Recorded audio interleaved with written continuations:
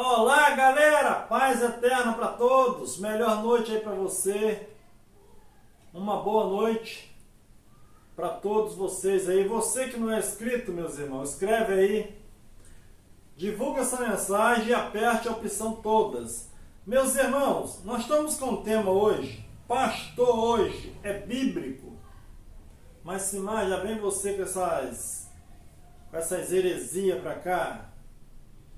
Porque nós temos em mente, meus irmãos, hoje 90% do povo evangélico, que eles estão fazendo a obra de Deus. E eu já disse para vocês que uma mensagem só poderia alcançar uma geração se ela tivesse um objetivo e todos ouvissem aquela mensagem. Então aqueles que ouvissem e não acreditassem, eles poderiam sofrer um juízo. Já tem 2000 anos que a liderança prega a mesma mensagem, o fim do mundo, a volta de Jesus. Como é que eu vou pagar um pato hoje, que uma mensagem já tem 2000 anos de história? Não existe essa concepção. Então o mundo ali era terra habitada, a mensagem proclamada foi 40 anos da morte de Jesus até a destruição de Jerusalém. Esse era o fim daquele mundo. Então, qual é a necessidade hoje de ter um líder? Será que era isso que Paulo tinha em mente? Será isso que Jesus tinha em mente? Mateus 24, 14. E este evangelho do reino será pregado no mundo inteiro, em testemunha a todas as nações, então virá o fim. Quando lemos essa palavra, nós precisamos entender que no dia de Pentecoste havia várias nações reunidas ali ouvindo a palavra. Então, a pessoa pega hoje e coloca a nação como um planeta. Como é que uma mensagem vai ser pregada hoje se nasce milhões de crianças durante um dia? E quando é que todo mundo vai ficar sabendo desse evangelho? Então você pode ver que não tem lógica isso. Colossenses capítulo 1, versículo 23, Paulo já afirmava que ele já tinha pregado o evangelho no mundo todo. Então o que faltava para o fim? Jesus diz, quando aquele evangelho fosse pregado em todo mundo, viria o fim. O fim de quê? O fim daquele sistema, o fim daquele mundo antigo, para que todas as coisas começassem novamente, um mundo novo. Colossenses 1, 23, se é que permaneceis na fé, fundados e firmes, não vos deixando apartar da esperança do evangelho que ouviste e que foi pregado a toda criatura que há debaixo do céu, e do qual eu, Paulo, fui constituído ministro. Então, Paulo já falava que ele tinha pregado o evangelho no mundo todo. É a mesma palavra de Mateus 24, 14. É a mesma frase. Quando esse evangelho for pregado no mundo todo, virá o fim. Paulo está dizendo que ele já tinha pregado o evangelho no mundo todo. Então, se Paulo estava afirmando que o evangelho já tinha sido pregado no mundo todo, o que faltava então? O fim. O fim de Jerusalém, o fim daquela nação, o fim daquele sistema mosaico. Romanos capítulo 10, 18, a mesma coisa. Mas pergunto, porventura não ouviram? Sim, ele mesmo declara. Por certo, por toda a terra saiu a voz dele, e as suas palavras até os confins do mundo. Então Paulo está afirmando, por A mais B, que ele já tinha pregado o evangelho no mundo inteiro. Aí nós podemos entender por que Paulo encerrou a carreira. Hoje você pode observar, o pastor pode estar com 200 anos, ele nunca encerra a carreira. Paulo diz, combati o bom combate, preguei em todo mundo, terra habitada, todo mundo ouviu o evangelho. Combati o bom combate, encerrei a carreira, se ele já tinha pregado, encerrei a carreira e guardava a fé. E o que restava para Paulo era a coroa da vida. Era a coroa que quando quem permanecesse fiel até o fim, esse seria salvo e receberia o galardão, passaria daquele império das trevas para o reino eterno de Deus. Ah, Simão, mas Efésio tem base para que tenhamos pastores hoje. Será que tem base para hoje isso? Efésio tem base para pastor hoje? Vamos ler então, fazer igual aquele irmão que morreu. Vamos ler. Efésios 4:11. E ele deu uns para apóstolos, e outros como profetas, e outros como evangelista, e outro como pastores e mestres. Deu, a palavra deu. Está no futuro, está no presente ou está no passado. Então, meus irmãos, se eu pegar e dar 10 reais para uma pessoa, eu dei 10 reais para uma pessoa. Eu dei 10 reais, está no passado, está no presente ou está no futuro? Eu dei. Então a Bíblia diz, Deus deu, ele não iria dar para um futuro. Então quem que deu lá atrás? Os profetas. Então isso, Deus está dizendo que ele preparou desde a antiguidade profetas, mestres, para que tinha um propósito para que isso acontecesse. E depois que o evangelho fosse pregado em todo o mundo, não teria mais necessidade de ter um guia hoje espiritual como de carne e osso. Vamos ler o texto completo. Efésios 4:12, onde nós lemos, Deus deu um apóstolo, profeta, mestre. Então, por que Deus deu dons aos profetas, todos aqueles que vieram antes de Cristo e presente ali também, tendo em vista o aperfeiçoamento dos santos? Quem era o povo santo de Deus? Era toda a nação. Eu vim somente para as ovelhas perdidas da casa de Israel. Por que ele deu como profeta evangelista? Para quê? Para que todo aquele povo chegasse ao conhecimento, para a obra do ministério, para a edificação do corpo de Cristo. Então o corpo de Cristo teria que ser construído dentro daquele primeiro século. E quando aquele evangelho fosse pregado em todo o mundo, já não haveria mais necessidade de ser apregoado o evangelho, porque todos tinham ouvido a mensagem de salvação, de vida eterna, e Deus iria dar um basta naquela aliança e introduziria eles na vida eterna. Era o reino que estava chegando. Até que todos chegarão ou chegamos? Eles lá, até que todos cheguemos à unidade da fé e do pleno conhecimento do Filho de Deus, a estatura do homem, feito à medida da estatura da plenitude de Cristo, até que todos entendesse que Cristo era o Filho de Deus e ele chegasse a esse pleno conhecimento. Quando ele chegasse a esse pleno conhecimento, viria o fim. A mensagem era a mesma coisa quando Jonas foi pregar em Nínive. Era para aquela nação. Aquela nação precisava ouvir o juízo. Se eles crescem, o juízo não iria vir. Se não cresce, o juízo ia vir. Então Jesus falou para Israel: Jerusalém, Jerusalém, que mata os meus profetas. Vai vir dia que você vai ser destruído. Então essa era a mensagem para aquela nação. Se e hoje, meus irmãos, não existe a morte. A Bíblia diz que a morte reinou de Adão até Moisés. Reinou é passado. Então hoje não existe mais morte espiritual. Nós não temos uma alma, nós somos uma alma vivente.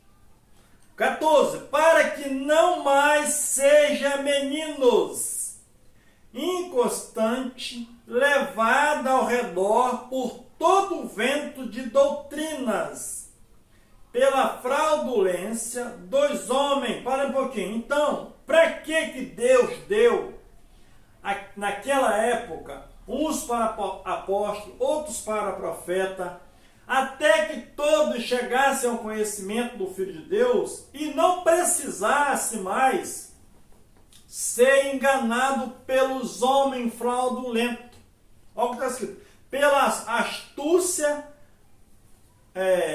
tendente à maquinação do erro, antes seguindo a verdade em amor, cresçamos em tudo naquele que é o cabeça. Cristo, meus irmãos, só tem um hoje. É Deus. Cristo já entregou o reino ao Pai. E Cristo foi uma manifestação de Deus na terra. E a Bíblia diz no livro, na carta aos Coríntios, 1 Coríntios capítulo 15, versículo 10 em diante, diz que quando ele ia destruir todos os principados e potestades, aquele poder daquela época, ele iria entregar o reino ao Pai. E então Deus seria um em todos. Nós já vivemos nessa época. Não confieis em homem. Então hoje, você pode confiar em alguém, numa confiança que ele tem uma palavra que tudo que você faz é o seu guru. Você não tem um Deus, não tem um Espírito de Deus, ou o próprio Deus que pode te guiar. Você precisa de um líder. Sim, mas então eu não posso aprender com ninguém. Pode, mas alguém ser o seu líder não tem base bíblica. Jeremias 17:5. Assim diz o Senhor: maldito o varão que confia no homem, e faz da carne o seu braço, e aparta o seu coração do Senhor. Meu irmão, você tem que confiar em quem? Em Deus. Lá no Antigo Testamento, o profeta já exortava as pessoas. Versículo 7. Bendito é o varão que confia no Senhor e cuja esperança é o Senhor. As pessoas hoje confiam nos homens. Eu vou comprar um carro, vou falar com fulano. Eu vou casar, vou falar com ciclano. Meu irmão, me mostra na Bíblia onde tem algum líder fez algum casamento. Você acha na Bíblia lá alguém fazendo um casamento? Um pastor fazendo um casamento? Um apóstolo? Quando Jesus foi no casamento, quem fez aquele casamento? Tem algum líder fazendo o casamento? Isso tudo foi invenção do homem. É válido? Mas não é esse plano espiritual que as pessoas espiritualizam o casamento. Tem que ser santo. Meus irmãos, nós já somos santos.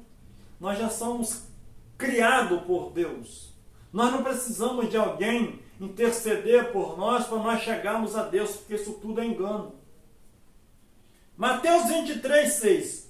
Gosta do primeiro lugar nos banquetes, das primeiras cadeiras nas sinagogas. Sinagoga, meus irmãos, era um lugar de adoração. Onde tivesse 10 famílias, uma sinagoga só poderia ser construída com 10 famílias. Então, onde tivesse Jerusalém, era longe, ali tinha uma sinagoga. Então, a liderança gostava das primeiras cadeiras na sinagoga. Hoje é a mesma coisa. Quando nós éramos do sistema, nós fizemos uma festa. Chegou 2 irmãos aqui que eu não colocava cadeira na frente, não. Só quem ia trazer a mensagem, coisa e tal. E aí chegou 2 irmãos e disse: olha, vamos embora, que aqui não dá honra ao obreiro, não. Olha a mentalidade das pessoas. As pessoas continuam querendo sentar nas primeiras cadeiras. Versículo 7. Dá saudações nas praças e de serem chamados pelos homens rabi. Quem não gosta de ser chamado como mestre? Mestre, esse ali é meu mestre, é o meu rabi. Vós, porém, não quereis ser chamado rabi, Parece que vai em contradição com o dia que nós estamos vivendo, né? Porque as pessoas gostam de ser chamadas de mestre ou rabi. Porque um só é o vosso mestre, e todos vós sois irmãos. E a ninguém sobre a terra chamei vosso pai. Pai era pastor ou um guia. Porque um só é o vosso pai, aquele que está no céu. Nem quereis ser chamado guias, pastor e guias. Meu guia é fulano. Jesus diz, não chama ninguém de guia. Porque um só é o vosso guia, que é o Cristo. 11. Mas o maior dentre vós há de ser vosso servo. Meus irmãos, quem quer ser servo hoje? Aonde eles arrumaram essa ideia de um pastor presidente, a qual Jesus está dizendo que todos são iguais? E a ninguém chamei de mestre e nem de guia, porque um só é o vosso guia, é o cabeça, é Cristo. É o povo de Deus. João 14, 25. Estas coisas vos tenho falado, estando ainda convosco. Mas o ajudador, o Espírito Santo, a quem o Pai enviará em meu nome, esse vos ensinará todas as coisas, e vos fará lembrar de tudo quanto eu vos tenho falado. Quem é o ensinador hoje? Hoje é pela lei? Não, é pelo Espírito. Paulo diz que ele não escreveu carta com tinta de caneta, mas escrita no coração. Hebreus capítulo 8, versículo 10 vai nos dizer assim: ora, este é o pacto que farei com a casa de Israel depois daqueles dias, diz o Senhor. Porei as minhas leis no seu entendimento, e em seu coração escreverei. Eu serei o seu Deus e eles serão o meu povo. Meus irmãos, quando Jeremias profetiza lá, Jeremias capítulo 31, versículo 30 em diante, que diz que Deus faria uma nova aliança com a casa de Israel e com a casa de Judá. Deus não fez aliança com brasileiro. Deus não fez aliança com o islamismo.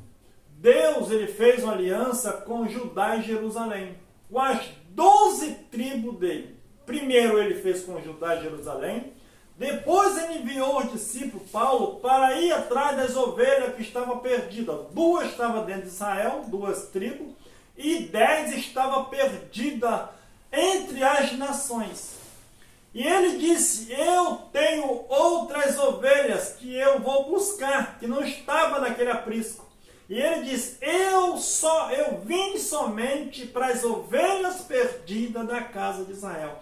Quem precisava de resgate, meus irmãos, era a nação de Israel. Resgate de quê, Simã? Resgatar eles debaixo daqueles 613 preceitos. E também anunciar aos gentios, que era também de Israel, que estava desterrado nas outras nações, que eles tinham recebido a salvação pela graça somente.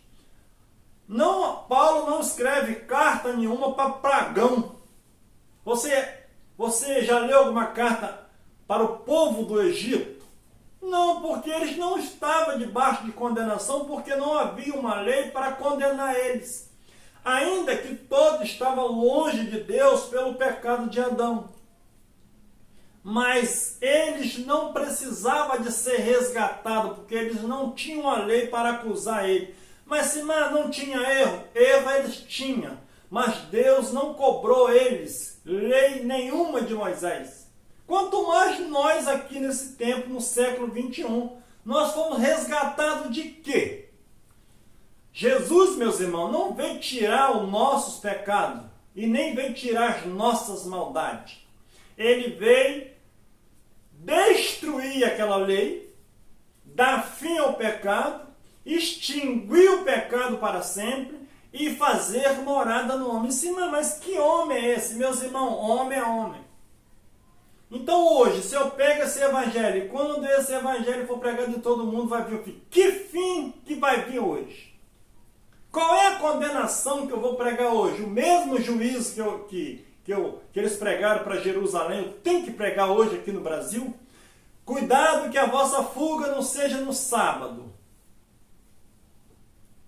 Cuidado que naquele dia as pessoas não tiver muito frio.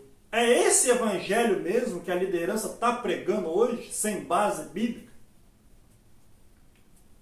É para você ter noção de como hoje as coisas têm andado. E quando você se levanta contra um sistema desse, você é herege, você não sabe o que está dizendo. Versículo 11. E não ensinará cada um ao seu concidadão, nem cada um ao seu irmão, dizendo, conhece o Senhor? Porque todos me conhecerão, desde o menor deles até o maior. Então, o que Paulo tinha em mente? Depois que o evangelho fosse pregado em todo mundo, baseado na nova aliança, depois daquele dia, não precisaria de um líder sair a juntar a multidão para ensinar, porque quem era o ensinador? Era o ajudante, era o Espírito Santo, era Deus com o povo.